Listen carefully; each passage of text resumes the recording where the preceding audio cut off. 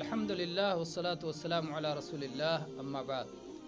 کپڑا پہننے کی سنتوں میں سے ایک یہ ہے کہ کپڑا پہننے سے پہلے، لباس پہننے سے پہلے دعا پڑھی جائے۔ نبی کریم صلی اللہ علیہ وسلم جب کوئی کپڑا پہنتے تھے، خواہ قمیص ہو، خواہ لنگی ہو، خواہ پگڑی ہو، تو آپ یہ دعا پڑھتے تھے: اللہم انی اسألک من خیرہ وخیر ما هو لہ واعوذ بک من شرہ وشر ما هو لہ۔ اے اللہ، میں اس کپڑے کے خیر اور جس مقصد خیر کے لیے بنایا گیا ہے اس کا تجھ سے سوال کرتا ہوں، اور اے اللہ میں تیری پناہ میں آتا ہوں اس کے شر سے اور اس کی مصیبتوں سے اور ہر اس چیز کے شر سے جس مقصد سے یہ بنایا گیا ہے۔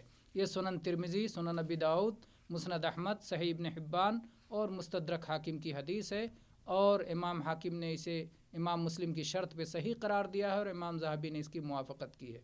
واللہ اعلم، وصلی اللہ علی نبینا وسلم۔